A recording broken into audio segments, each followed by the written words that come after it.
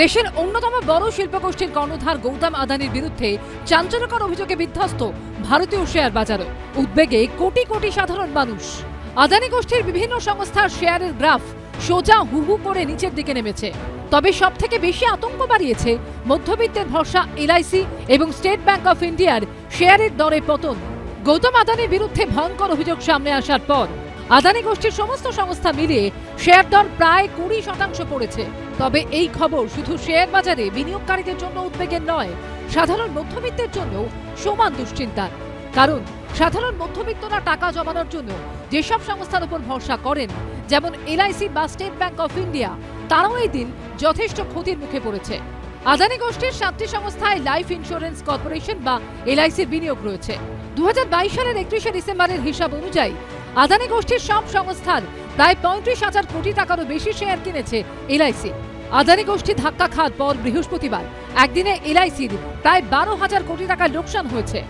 অর্থাৎ আগামী দিনে আদানি গোষ্ঠী আর্থিকভাবে ক্ষতিগ্রস্ত হলে সাধারণ মানুষ কষ্ট করে এলআইসির মতো যেসব সংস্থায় টাকা রাখেন তারাও ধাক্কা খেতে পারে, আর তাহলে আখেরে বিপদে পড়তে পারে সেই মধ্যবিত্ত।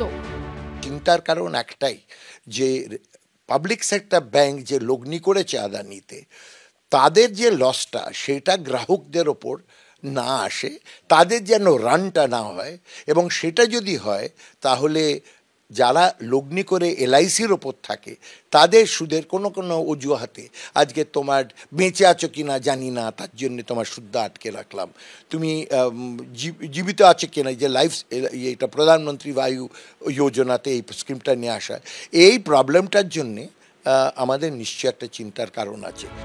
আদানি বিরুদ্ধে ওঠা অভিযোগের ধাক্কা লেগেছে ব্যাংকগুলিতেও।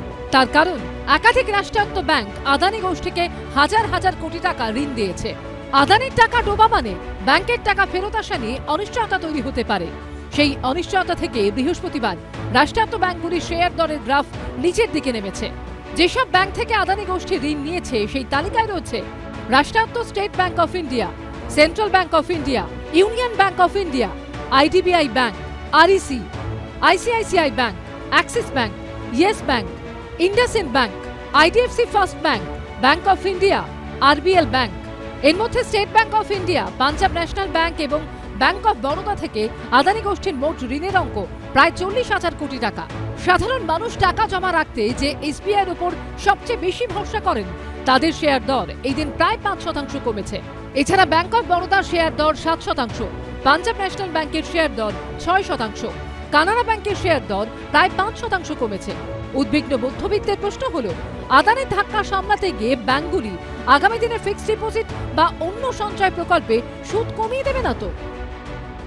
সাধারণ মানুষ যারা এর মধ্যে ঢুকে পড়েছেন বা যারা ব্যাংকে টাকা রাখছেন, তাদের ব্যাংকগুলো যদি এই শেয়ার মার্কেটে ইনভেস্ট করার জন্য ব্যাংকগুলো দেউলিয়া হয়ে যায়, হ্যাঁ, প্রাইভেট সেক্টর ব্যাংক হতেই পারে। এখন প্রচুর মানুষ প্রাইভেট সেক্টর ব্যাংকে টাকা জমাচ্ছেন, সঞ্চয় করছেন, পাবলিক সেক্টর ব্যাংকও করছেন। এলআইসি তাদের কিন্তু মানে তাদের হাতে যে মূলধন সেটা কিন্তু কমতে শুরু করবে এবং মানুষ তাতে ক্ষতিগ্রস্ত হওয়ার একটা প্রভূত সম্ভাবনা রয়েছে। সব মিলিয়ে আদানির ধাক্কায় সাধারণ মানুষের কপালে চিন্তার ভাঁজ। কষ্ট করে জমানো সঞ্চয় উবে যাবে না তো? কৃষ্ণেন্দ্র অধিকারী ও সৌভিক মজুমদারের রিপোর্ট, এবিপি আনন্দ।